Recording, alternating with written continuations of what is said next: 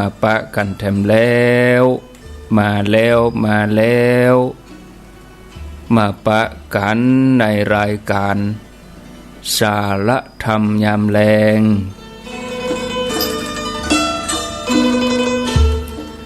มาปะกันประจำวันนี้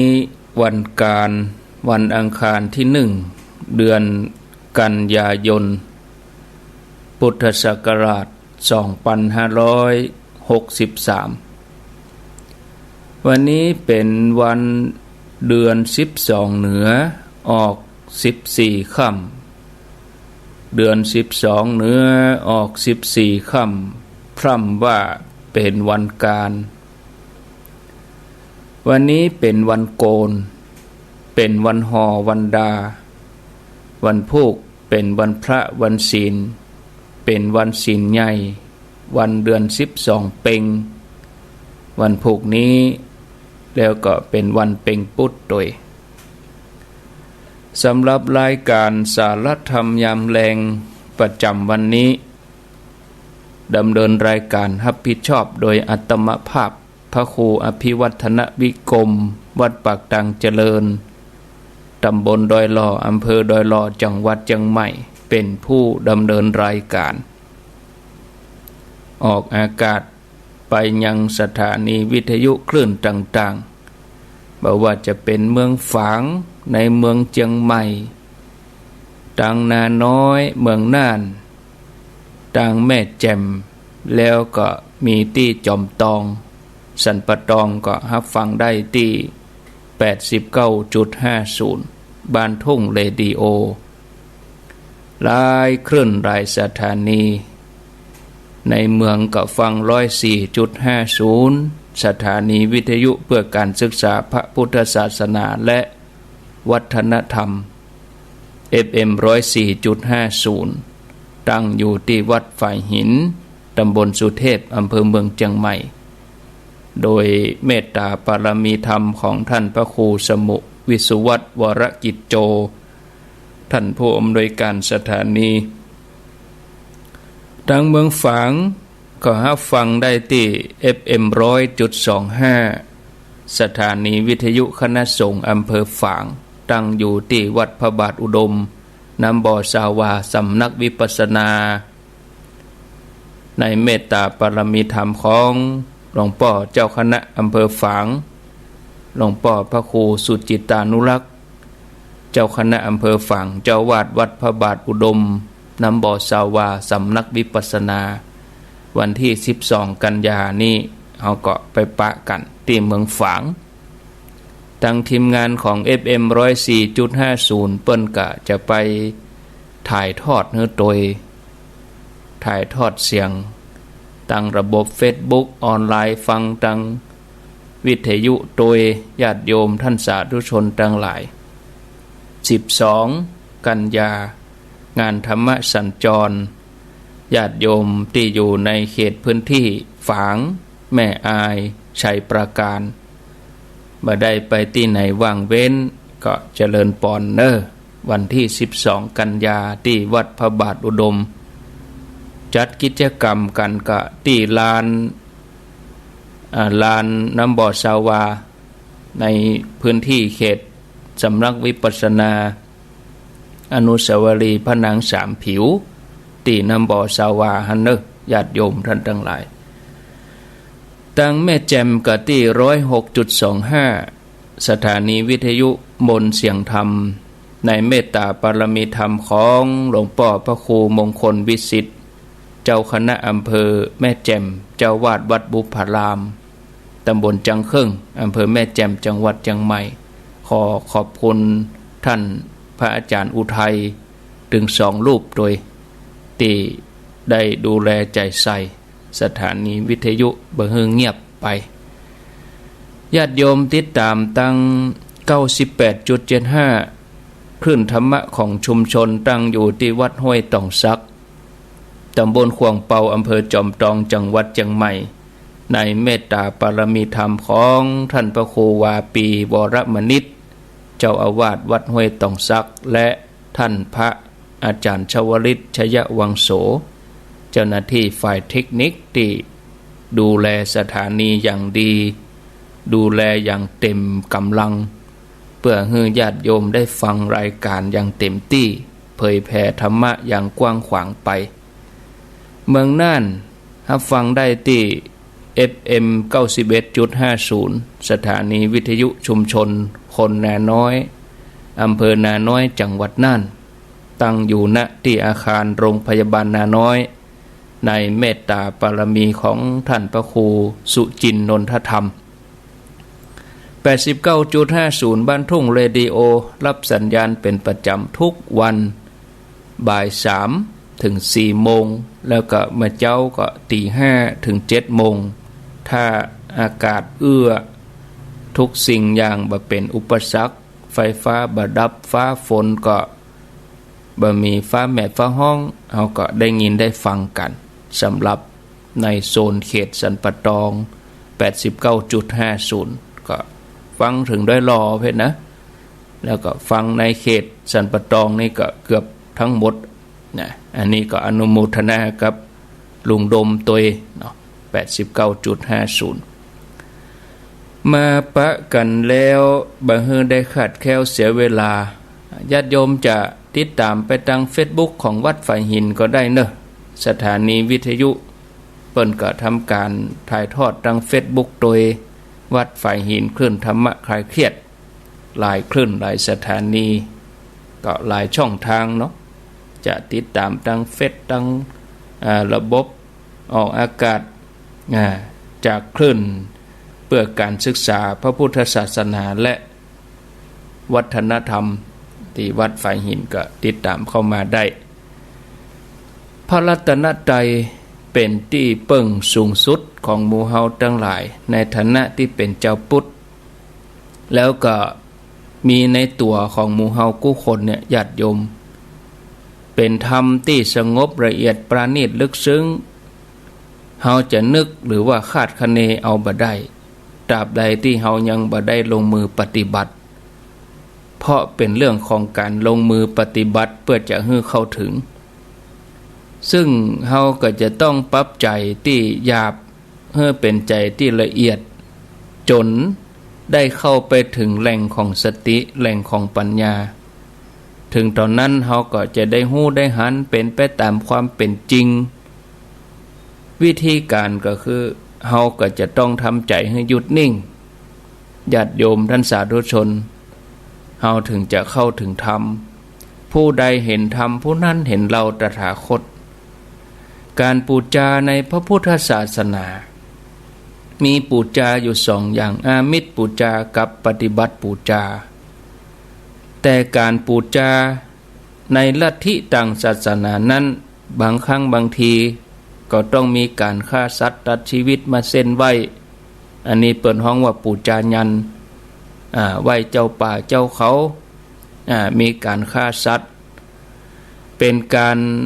สั่งสมในสิ่งที่บ่ได้เป็นสัมมาปฏิบัติแต่ในทางพระพุทธศาสนานั้นสั่งสมด้วยสัมมาปฏิบัติบ่ได้ขัดกับหลักเมตตาแล้วก็ดำเนินไปตามหลักบุญกิริยาวัตถุตัวในส่วนของภาวนาศรัทธาญาติโยมท่านสาธุชนท่านทั้งหลายในตอนหนึ่งพระองค์ได้แนะนำพราหมณ์ท่านหนึ่งบอกว่าการทำทานก็ดีรักษาศีลก็ดีถือว่าเป็นการได้ปฏิบัติการได้ฮือทานอันนี้ก็จัดอยู่ในอามิสปูจาแต่ตัวภาวนานี่เป็นสัมมาปฏิบัติถือว่าเป็นการได้ปฏิบัติปูจาเพราะภาวนานี่เป็นเหตุให้เราไปได้เกิดในที่สุขติศรัทธาญาติโยมท่านสาธุชนท่านผู้ฟังในสมัยพุทธกาลจะเล่าเรื่องให้ญาติโยม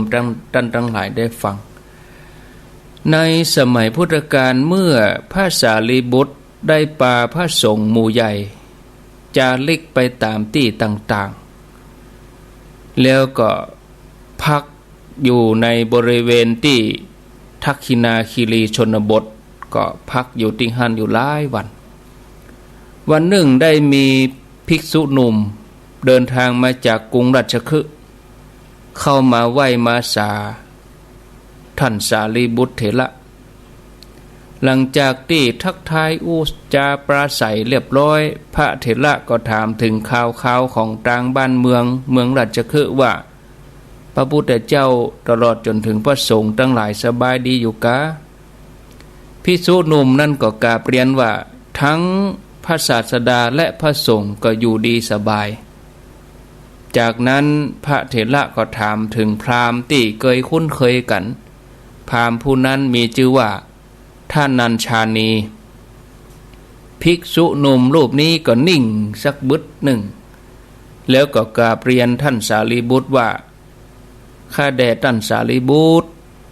ท่านพราหมณ์ท่านนัญชานีอันเป็นพราหมณ์ที่คุ้นเคยกับท่านสารีบุตรก็อยู่สบายดีแต่เดี๋ยวนี้เปิ้นเหมือนเก่าก่อนเนอะ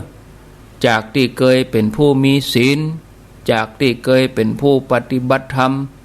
ก็กลายเป็นคนที่มัวเมาประมาทในชีวิตใจอำนาจช่อราชบังหลวง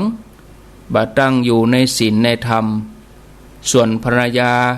ซึ่งเป็นคนดีมีสัมมาทิฏฐิมีความศรัทธาในพระพุทธศาสนาแต่ว่าเดี๋ยวนี้ภรรยาของเขาได้เสียชีวิตลงไปเขาก็ไปแต่งงานใหม่มีภรรยาใหม่ภรรยาของเขานั้นก็ถือลัทธิพราหมณ์แต่ว่าเป็นแม่หญิงที่ทุศีลบ่ได้ประพฤติธรรมพระสารีบุตรฟังแล้วก็เกิดความกรุณาต่อพราหมณ์อันคุ้นเคยกันที่หลงผิดไปท่านก็เลยพาภิกษุสงฆ์ออกจากทักขินาคีรีชนบทเดินทางมุ่งตรงไปที่ราชคฤห์เลยเพื่อจะไปเข้าเฝ้าพระพุทธเจ้าเมื่อในยามรุ่งอรุณขณะที่สารีบุตรกำลังเดินบิณฑบาตโปรดสัตว์ตามสมณวิสัยก็พราหมณ์ผู้นี้ชื่อว่าท่านนัญชานีเนี่ยหันใส่สารีบุตรกำลังเดินบิณฑบาตมาแต่ไกลก็อันนั้นท่าทางเหมือนพระที่เขาเคยหู้จักเนี่ยพราหมณ์ก็กุลีกุจอเข้าไปหันใส่แล้วก็ไปมีความเคารพนับถือพระเถระเป็นทุนเดิมอยู่แล้วก็เลยเห่งหีบเข้าไปทักทายด้วยความยินดีปรีดาเสมือนว่าได้ปะญาติผู้ใหญ่มาจากไกลแล้วก็ปิกมาบ้านพระสารีบุตรพระเถระหันว่าเป็นโอกาสที่เหมาะก็เลยจวนพราหมณ์ไปนั่งที่ปืนเก้าไม้ใหญ่แล้วก็ถามไปถามมาถึงว่าท่านยังตั้งอยู่ในความประมาทอยู่กะได้ไหว้พระสวดมนต์ได้ประพฤติทานศีลภาวนาได้ประพฤติธรรมอยู่กอพราหมณ์เมื่อได้รับคำถามจากพระสารีบุตรซึ่งตัวเองเคารพนับถือพราหมณ์ก็รู้สึกละอายใจกราบเรียนไปตามความเป็นจริงว่าที่ผ่านมาตัวผมก็มัวเมาตั้งหน้าตั้งตาทำมาหากินมุ่งแต่แสวงทรัพย์ก็เลยย่อหย่อนในการประพฤติธรรมประมาทในการดำเนินชีวิตเพราะการครองเรือนนั้นเต็มไปด้วยเครื่องกังวลใจมีกิจธุระนักต้องเลี้ยงดูพ่อแม่บุตรภรรยาต้องเลี้ยงดูข้าทาสกรรมกรบางทีก็ฝืนใจทำบาปไปทั้งที่มีความละอายพระเถระก็พอสายตาของพราหมณ์ลึกๆแล้วก็เต็มเปี่ยมด้วยความเมตตาแต่ก็จะต้องเตือนพราหมณ์ให้ได้สติจะได้ปิกมากับตัวกับใจตั้งมั่นอยู่ในการทำความดีต่อไปก็เลยบอกคือพราหมณ์ว่าท่านพราหมณ์อาตมาเข้าใจความรู้สึกของท่านดีเนอแต่อาตมามีปัญหาอยากจะถามท่านท่านช่วยตอบสักหน่อยเถอะพราหมณ์มีบุคคลผู้หนึ่งประกอบอกุศลประพฤติทุจริตเพียงเพื่อจะ เลี้ยงชีพดูแลครอบครัวต้องการจะทำสงเคราะห์ให้แก่ญาติสายโลหิตต่อมาเมื่อเขาตายไปแล้วถูกนายนิรยบาลชุดลากเอาจ้งเอาโยนไปที่มหานรกอันเป็นที่น่าสะพรึงกลัวอย่างยิ่งเขาจึงอ้อนวอนต่อนายนิรยบาลบอกว่าการที่ข้าพเจ้ามีความประมาทประพฤติอกุศลธรรมประกอบทุจริตกรรมก็เพราะข้าพเจ้ามีความต้องการที่จะได้ทรัพย์นั้นมาฮือสงเคราะห์ญาติสงเคราะห์บุตรภรรยาเลี้ยงดูครอบครัวฮือสายโลหิต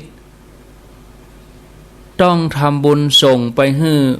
บุพการีชนเปตชนข้าพเจ้าต้องบวงสรวงเทวดา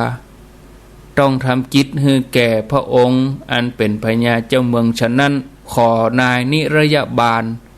โปรดเมตตาต่อข้าพเจ้ากำเตอะอย่าได้จักได้ลากข้าพเจ้าไปในมหานรกเลยหรือบิดามารดาของเขาผู้นั้นเมื่อหันว่าลูกสุดที่รักกำลังจะถูกนำไปไต่สวนที่ยมโลกแล้วต้องเสวยวิบากกรรมในมหานรกจะอ้อนวอนต่อนายนิรยบาลบอกว่าขอท่านนายนิรยบาลโปรดเมตตาลูกของข้าพเจ้าอย่าไปจักไปลากไปชุดกระชากลากถูมัดเขาลากไปมหานรกเลยดูก่อนท่านพราหมณ์นายนิรยบาลจะเกิดจิตเมตตายินยอมตามกรรมอ้อนวอนของท่านอย่างนั้นหรือก็หาเป็นอย่างนั้นไม่นายนิรยบาลก็คงจะทำตามหน้าที่ของเขาถึงแม้บุคคลทั้งสองฝ่ายจะร้องไห้ฟูมฟายจนน้ำตาไหลเป็นสายเลือดแต่นายนิรยบาลก็บ่ยินยอมเป็นเด็ดขาดนายนิรยบาลก็จะชุดชากลากถูชุดกระชากเข้าไปแล้วก็ไปโยนลงใส่มหานรกตามเดิมเขาย่อมได้เสวยวิบากอันทุกข์ทรมานที่ตัวเองได้ทำไว้สิ้นกาลนานพราหมณ์ได้ฟังพระเถระผู้เป็นยอดกัลยาณมิตรแล้วก็ได้สติหันมาตั้งมั่นอยู่ในการทำความดีแล้วก็ท่านชนัญชานีพราหมณ์ก็เป็นผู้ที่สืบเชื้อสายจากตระกูลของพราหมณ์ซึ่งจะมีความเชื่อว่าตัวเองสืบเชื้อสายมาจากพราหมณ์เพราะฉะนั้นท่านก็เลยได้รับการปลูกฝังให้มีความเลื่อมใสในพระพรหมแล้วก็มีความปรารถนาอย่างแห่งกล้าที่จะได้ไปเกิดในสวรรค์ชั้นพรหมพระเถระเปิ้นก็หูจริตหูอัธยาศัยของพราหมณ์เป็นอย่างดีเพราะตัวท่านเองก็เป็นพราหมณ์มาก่อนก็เลยสอนปฏิปทาข้อวัดปฏิบัติที่จะไปถึงพรหมโลกให้แก่พราหมณ์ท่านผู้ฟังญาติโยมหมู่เฮาท่านทั้งหลายก็เหมือนเดียวกันอย่าได้ประมาทในชีวิตเฮาทำมาหากินเป็นสัมมาอาชีวะเฮาก็ทำกันไปแต่จะต้องมีศีลมีธรรมควบคู่ไปโดยเอาหลักกุศลกรรมบทถึง10อย่างมาเป็นตัวหลักในการสร้างความดีสร้างบารมีตราบใดที่เฮายังมีลมหายใจอยู่เฮาก็จะต้องเห่งสร้างความดีสร้างบารมีกันต่อไปเพราะว่าเวลาในโลกนี้มีอยู่อย่างจำกัดคือเฮาทุ่มเทกำลังจิตกำลังใจเตรียมจิตเตรียมใจให้ดีฝึกจิตฝึกใจของเฮาโดยอาศัยช่วงเวลาอย่างวันนี้วันดาญาติโยมดาครัวจะทานบางท่านก็ทานไปแล้วจิตใจก็ดีนึกถึงบรรพบุรุษพ่อแม่บรรพบุรุษเฮาก็ไปวัดไปวากันประพฤติปฏิบัตินุ่งขาวห่มขาวตั้งอกตั้งใจตั้งแต่เจ้าญาติโยมสิ่งที่เป็นยอดของบุญคือการได้ฝึกฝนจิตใจวันนี้ญาติโยมได้ฝึกฝนจิตใจของญาติโยมโดยการเริ่มต้นที่ทานดาครัวซื้อครัว ได้บุญตั้งแต่เฮาไปเก็บดอกเก็บดวงได้บุญตั้งแต่เฮาห่อข้าวนมข้าวต้มข้าวนมได้บุญตั้งแต่เฮาไปจ่ายกาดจ่ายลีวันพรุ่งนี้เฮาก็จะตั้งใจแรงนี้เน้อญาติโยมคือตั้งใจไหว้พระสวดมนต์แผ่เมตตาหาบรรพบุรุษดวงจิตวิญญาณของเขามารับบุญกินบุญทานที่เราจะได้ทำกันตามจารีตหิตห้อยประเพณีนะญาติโยมอันเนี้ยเราจะต้องฝึกใจของเราคือสงบนิ่งถ้าใจของเราสงบนิ่งดิ่งลงไปเนี่ยญาติโยมโอ้จะชัดเจนแน่นอนนะถึงแม้ใจมันจะบอกค่อยจะอยู่นิ่งมันจะท่องเที่ยวไปตลอดเวลาแวบไปที่หนึ่งแวบไปที่หนึ่งบางครั้งก็ล่องลอยไปตามไกลนะญาติโยมไปตามช่วงไปไกลจนเฮาตัวบัดดันคนที่บ่ระวังรักษาก็จะปล่อยจิตปล่อยใจฟุ้งซ่านไปเตลิดเปิดเปิงก็จะมีชีวิตที่เต็มไปด้วยความสับสนวุ่นวายท่านญาติโยมท่านทั้งหลายผู้ฟังทั้งหลายถ้าเฮาหูเต้าตันธรรมชาติของใจแล้วเนี่ยเฮาก็จะได้หันมาฝึกใจแล้วเฮาก็จะได้เอาบุญที่เฮาปรารถนาเฮาก็ทำเพื่อตัวเองเฮาทำตั้งอกตั้งใจเผยพายแผ่ให้คนอื่นๆตัวนะโดยการ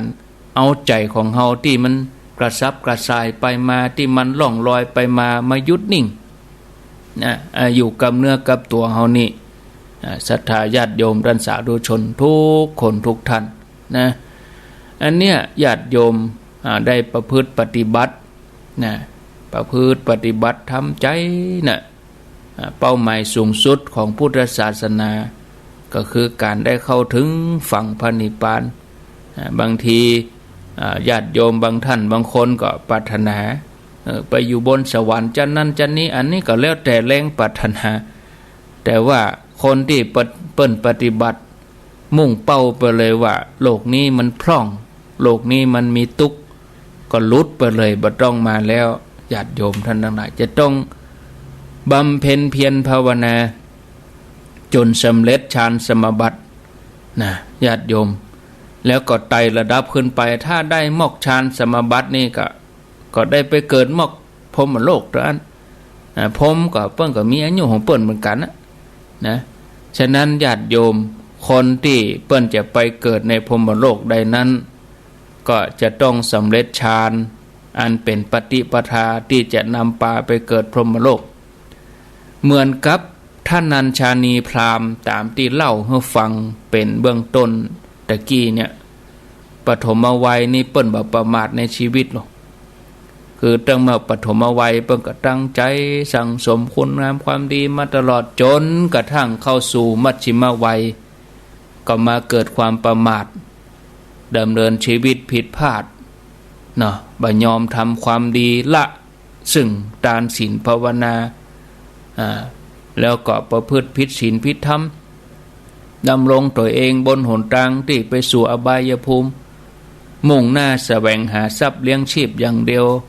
โดยที่บ่ได้คำนึงถึงศีลธรรมอันดีงามแต่เพราะว่าได้สารีบุตรแนะนำได้ครูบาอาจารย์แนะนำได้เตือนได้ให้โอวาทก็กลับตัวกลับใจดำเนินชีวิตแถมใหม่ให้ถูกต้องปลอดภัยท่านัญชานีพราหมณ์ก็ปฏิบัติตามทุกอย่างหลังจากที่พราหมณ์ได้กลับกลายเป็นผู้ที่บ่ประมาทนะก็ตั้งใจสั่งสมคุณงามความดีเรื่อยมาเมื่อถึงวันล่วงเลยไปหลายปีจากพราหมณ์หนุ่มก็กลายเป็นพราหมณ์แก่ชรา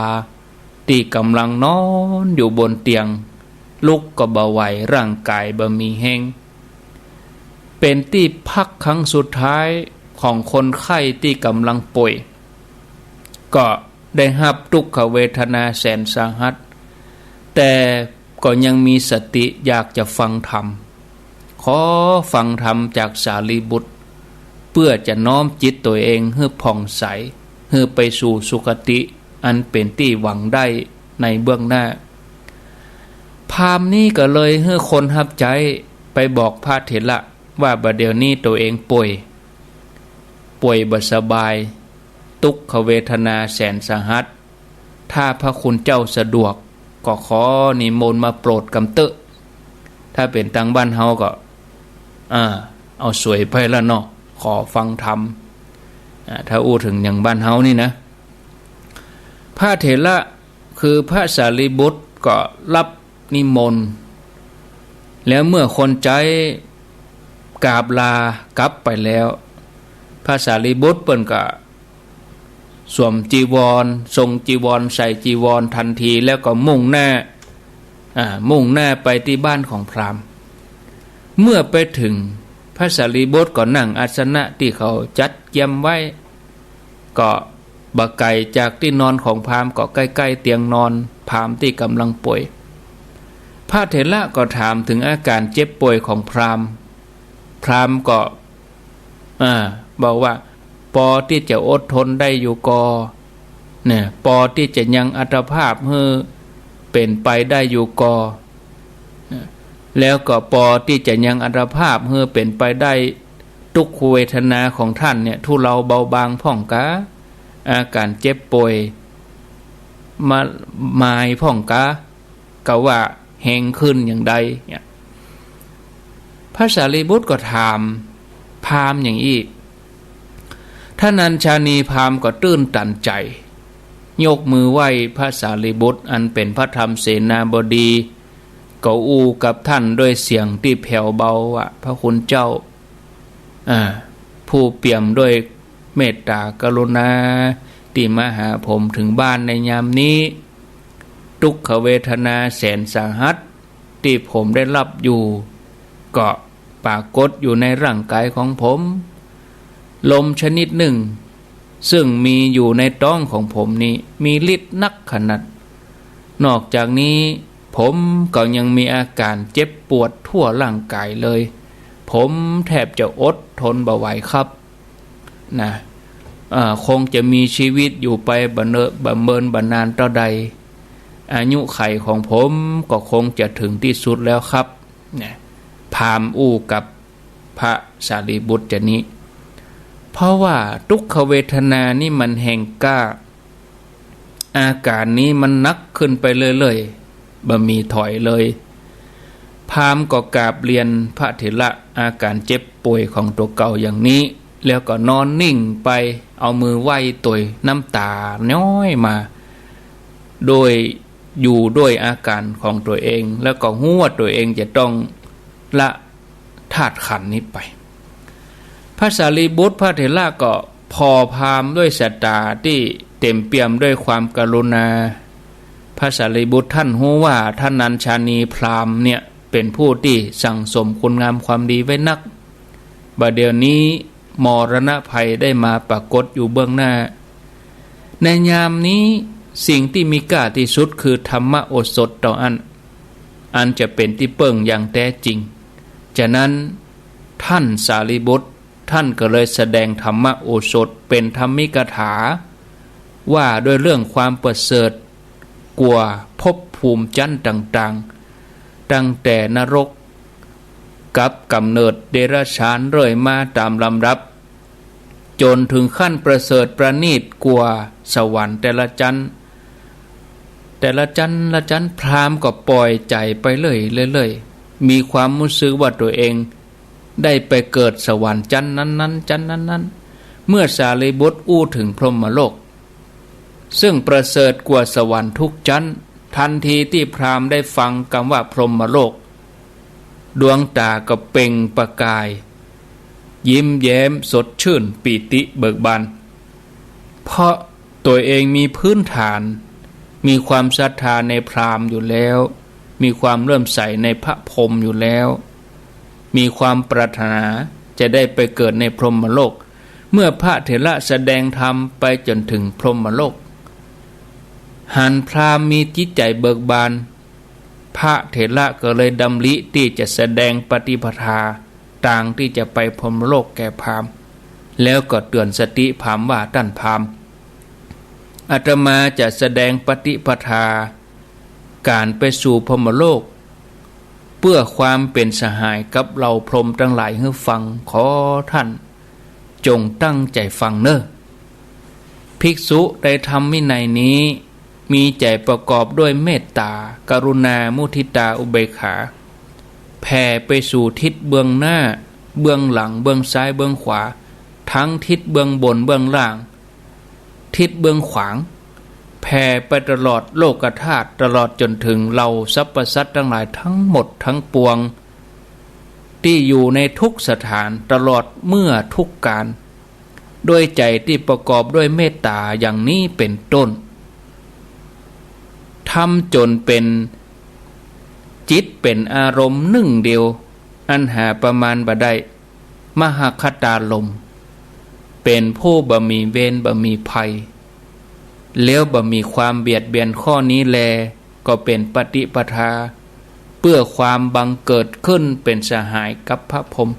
เมื่อพระเถระแสดงปฏิปทาการไปสู่พรหมโลกโดยการเจริญพรหมวิหารธรรมทั้งสี่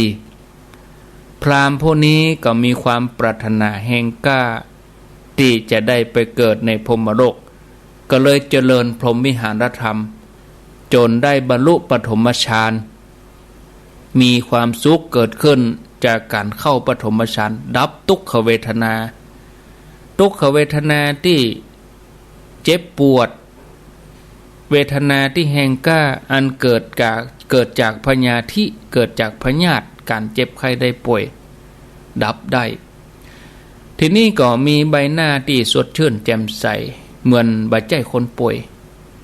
เมื่อเกิดปีติซาบซ่านอันเกิดจากความสุขภายในที่ได้ฌานพราหมณ์ก็ฝากพระเถระให้ไปกราบทูลลาพระพุทธเจ้าเพราะเก่งว่าตัวเองจะบ่มีโอกาสได้ไปถวายบังคมพระพุทธเจ้าเสียแล้วพระเถระหันว่าพอสมควรแก่เวลาก็อำลาพราหมณ์ปิกไปในขณะที่พระเถระเดินทางกลับยังบัดดันโป้นปากประตูบ้านยังบัดดันถึงวัดเวลุวันพราหมณ์ก็ได้ละขัน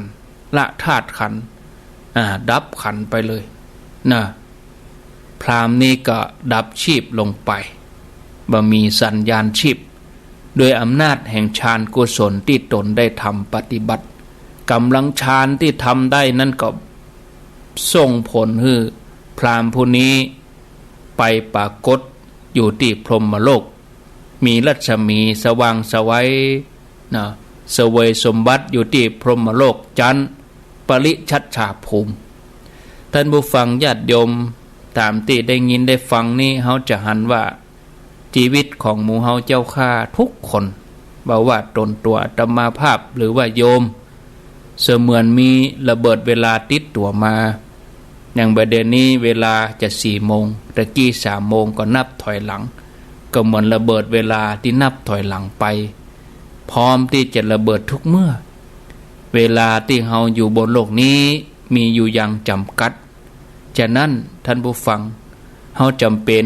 ที่เฮาจะต้องเข้าใจเฮ่งเข้าใจเว้ยช่วงชิงเวลาที่เหลืออยู่ทำความดีประกอบความเพียรสร้างบารมีให้เต็มที่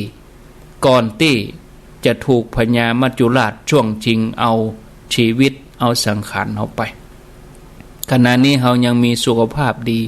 เฮาพอจะฟังเฮาพอจะนึกเฮาพอจะอยู่จะกินจะทานเฮายังมีกำลังอยู่ถ้าเฮาประมาทเฮาก็จะเลินเล่อเฮาก็เสียโอกาสถ้าเฮาบ่ประมาทเฮาจะเข้าถึงธรรมได้บ่ยากญาติโยมถ้าเฮายังมัวเมาประมาทอยู่เฮาอาจจะญาติโยมพัดหลงไปถ้าเฮาบ่ประมาทเฮาก็จะได้หันธรรมะก่อนที่เฮาจะจากโลกนี้ไปเหมือนอย่างท่านนันชานีพราหมณ์ที่กำลังทุกขเวทนาโดนโรคภัยไข้เจ็บลุมเล้าอย่างนักแถมอย่างหนึ่งพญามัจจุราชก็กำลังคุกคามเต็มที่จะช่วงชิงเอาชีวิตไปแต่เพราะว่าได้ท่านสารีบุตรแนะนำบอกกล่าวก็เลยทำให้พราหมณ์นี่เอาตัวรอดได้แล้วก็มีตีเปิ่งแล้วเข้าถึงปฐมฌาน แต่ที่โชคดีญาติโยมทั้งหลายจะมาโชคดีอย่างพราหมณ์เนี่ยจะมีสักเท่าใดญาติโยมสถานีวิทยุเผยแผ่ธรรมะมีหลายคลื่นหลายที่หลายแห่งคนที่จะหุ่มฟังคนที่จะไหลมาจับจิตใจจดจ่อฟังแล้วพิจารณาตัวไปจะมีสักกี่หลายฉะนั้นญาติโยมช่วงชีวิตที่เหลืออยู่น้อยนิดในโลกใบนี้จะเป็นช่วงชีวิตที่แสนสั้นแต่มีความหมายในการสร้างความดีในการสร้างบารมีของหมู่เฮาเจ้าข้าศรัทธาทั้งหลายเฮาจะต้องแสวงหาเสาะหาถึงเวลาบ่ใช่จะมาคนเดียวญาติโยมบุญกุศลนี่อยู่บ่ได้บ่เกิดขึ้นนะเนาะอันเนี้ยญาติโยมเนอะเพื่อสร้างกันเองในขณะที่มีกำลังมีบ่ามีแหงนะเพื่อสร้างกันไปอย่าได้ประมาทเพื่อมันสั่งสมทานศีลภาวนาใจโอกาสเนี้ยญาติโยมอย่างช่วงโอกาสอย่างวันนี้วันพุธเนี่ย12เพ็งเนี่ยนะเฮาน้อมใจดีๆจะไปหนัวไปกินไปแอวไปเล่นนะญาติโยมวันนั้นวันที่พ่อแม่ของเฮาบรรพบุรุษของเฮารอคอยหมู่เฮาเนี่ยญาติโยมเปิ้นล้อทางเฮาก็เหมือนเฮากองหาพ่อหาแม่เฮานี่แหละเปิ้นก็กองหาเฮาเหมือนกันนะและทีนี้เฮาจะทำบุญให้เปิ้นจะได้ลำพังเพียงแค่ตานขันเข้าเฮาไม่ได้ปฏิบัติมันก็บ่ถึงเต็มที่นะมันถึงจ้าอันนี้เฮาปฏิบัติในติดสแตมป์เปิ้นเฮาว่าลงทะเบียนด่วนเนาะเอาตานก็ตานบางทีก็มันก็นานถึงถ้าเฮามีศีลตัวถ้าเฮาภาวนาตัวนี่อันนี้เพิ่มความไวขึ้นมาเหมือนอินเทอร์เน็ตมันจ้าแฮงอ่อนน้อยมันก็นานถึงบ้านญาติโยมบางทีจะมาอยู่ที่วัดสวัสดี2-3 นาทีกว่าจะไปพดบ้านญาติโยมแต่ถ้าเฮาเพิ่มความแฮงอินเทอร์เน็ตกำลังบุญกับมันด้วยกันเฮาเอาศีลมาเพิ่มเนี่ยยิ่งภาวนานี่ยิ่งใหญ่เนาะแปลงใจให้ละเอียดดิ่งลงไปเลยญาติโยมเริ่มต้นเลยทำวันนี้เลยคืนนี้แล้วก็คืนวันพุธยิ่งเป็นคืนเป่งปุ๊ดยิ่งสำคัญเลยญาติโยมนุ่งขาวห่มขาวเอาดอกเอาดวงมาตั้งนึกถึงคุณครูบาอาจารย์คุณพ่อคุณแม่เฮามีโต๊ะหมู่ปูจาเฮานั่งหน้าพระเฮาก็ปฏิบัติไปจะไปว่ามันเสียเวลาบ่ได้บ่มีเสียเวลานะที่เสียเวลาคือนั่งพอทีวีเหียไปกินไปเล่นเหียนั่งพอทีวีอันนั้นเสียเวลาเฮาบ่พอละวันนี้เริ่มต้นตั้งแต่5 โมงเฮาว่าเฮาจะบ่เสพข่าวเสพสื่ออันหยังแล้วเฮาจะตั้งใจปฏิบัติเนาะเวลากี่ชั่วโมงก็เอาให้ตัวเองเต็มที่ทำการทำงานอย่างอื่นให้เรียบร้อยหมดก่อนนอนตั้งใจดีๆวันพวกนี้ก็เหมือนกันเนาะเอาจะพยายามละเอาบ่ส่งเฟซส่งไลน์บ่หยังแล้ววันศีลวันพระตั้งใจดีๆอันนี้ใจเฮาก็จะสงบเนาะเอาแล้วญาติโยมพอเวลา15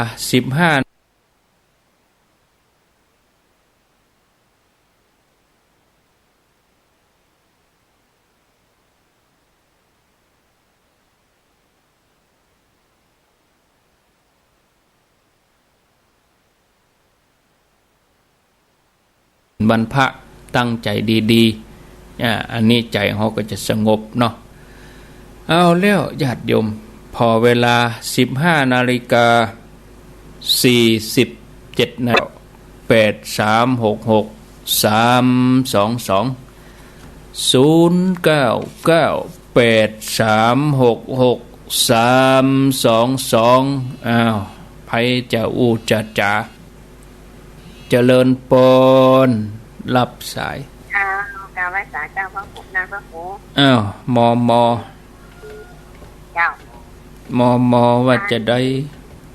ตั้งใจตั้งแต่ว่าดูไปกราบตั้งแต่ว่าน่ะนั่นได้บุญตั้งแต่สตาร์ทรถเครื่องแล้วเจ้าสตาร์ทรถถีบจ้ะเป็นรถถีบกะเจ้าเติมน้ำมันล่ะเติมละบอกไปหมดแบบกลางๆอย่างน่ะฝนตกก่อนเมืองฝางแม่ ตกน้อยๆอ่ะตะกี้นี่แถวเดินรอจำต้องแถวปราสร้างสัมปตองตกจัดหนักเหมือนกันน่ะเดี๋ยวนี้บดเย็นดิม่วนดิเนี่ยมันเปิงอยู่แล้วเนาะมันไปทั่วแล้วหรอเปิงดีกลางภาษาเนี่ยฝนตกฝนซึงก็เปิงดีโมทนาอยู่วัดก็จุ่มเย็นเนี่ยวันพุธเจริญปนตามภาษาครับท่านพระครูปนน้อยบุญปันมโนครครับผมโอ้เสาหินแดดซื่อเสาหินนี่แดดซะแล้วมาโต๊ะอ่ะมันโต๊ะมันบดมันเพิ่งมาแดดซึกมาสักครึ่งชั่วโมงมาเนี่ยก่อนตอนตะกี้กับมาโต๊ะอ่ะมาโต๊ะครับมาโต๊ะที่เสาหินนี่นะเมื่องานที่โต๊ะคนตะปังเพิ่งคนต่างๆนี่มาโต๊ะเบิดค่ำบ่กะจะตกแล้วกะเบิดค่ำแล้วมื้อไหร่อ่ะตกไปม่วนจุ่มเย็นเนาะครับผมเป็นกำลังใจตัวลูกอันพระครูเนอะดาครัวอย่างหมดแล้วกะครัวกินครัวทานผมเรียบร้อยพวกเตรียมไปบ้านเดียวอะกะดีแล้วอนุโมทนาครับผมอาบน้ำใส่ชุดขาวล่ะใส่เครื่องแบบล่ะใช่เครื่องแบบแน่นอนกะครับผมสาธุครับผมดีใจที่ญาติโยมเขาปฏิบัติที่แนะนำไปเจริญปนพระพุทธเจ้าโทษจากดังใดสาธุเจ้าโทษจากที่ไหนจำได้ก็อันนี้น้องเต้นกะแม่ปานีปานีน้องเต้นปานีได้ยินชัดดีเนาะชัดกับเจ้าฝนกำลังตกเดี๋ยวนี้นะเจ้า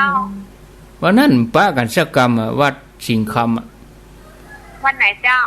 ที่อันวังสิงคำแล้วก็ยังแม่ก็นั่งตั้งแม่ท่านนั้นเหรอยังมามาตักเหรอเขาไม่ได้หั่นแม่หรอเขาไม่ได้หั่นแม่หรอไม่เหมือนกันหมดอ่ะคนใดก็เป็นคนบุญอ่ะหน้าจุ่มหมดอ่ะท่านจึงจำมาได้แน่เพราะว่าคนถ้าพอออกมานี่จำมาได้มันแปะตาตัวมันแปะตามันแสงมันแจ้งหน้าต่างถ้าเข้ามาอันนี้แม่เนยเนี่ยจำปากกาเข้าไปเจ้าทุกเจ้าวัตถุเจ้าไปกลัวยังกลัวเป็นว่าไปส่วนคนอื่นก็มาเข้าแม่นี่เข้ามานี่อย่างไปเป็นยังกลัวจ้างเข้าวางงากลัวครูบาอาจารย์เข้าใกล้ๆเอาไปไหว้ไปสาหรอไปเป็นไว้โอกาสดีโมทนาวันที่มาจำหัน2-3เตื้อเนี่ยมันใครจำต้องมันตักเนี่ยเนาะแต่ไม่ไปตักโยมเนอะมันก็แบบเปิงโยมต้องมาเจริญปนติดแล้วนมัสการเจ้าโทษจากดังใดโทษจากสารปีเจ้าสารปีบ้านใครถามท่านพระครูเจ้าถามว่าเพิ่นว่าวันพุธนี่บัดนี้ตานหาที่ตายเจ้าเลยมันได้ตานกันอีไปเดี๋ยวไปอธิบายชั่วโมงที่2พุ่นเนอะเจ้าขอบคุณเจ้าบัดนี้ตานวันพุธมันพูดกับตัวเจ้าไปได้กินข้าววะนะบัดตานกันไปได้ฉันวะแต่เดี๋ยวไปฟังชั่วโมงที่2เจริญปนนมัสการเจ้าจากดังใดจากเมืองฝางเจ้า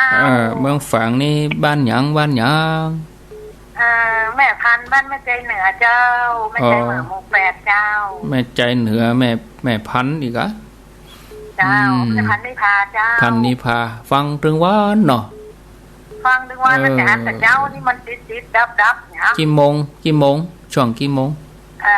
ช่วง5 โมงแต่เช้าอ่ะเนาะมันตึงอย่างนั้นน่ะช่วงเนี่ยฝนตกมันอย่างนั้นน่ะแม่เจ้าดับมาหายเจ้าแมลงนี่ก็ฟังอยู่แมลงนี่ยังแขวนตะกี้กับไฟวัดนี่ดับไปปะโถดับตั้งเมื่อ10 โมงละ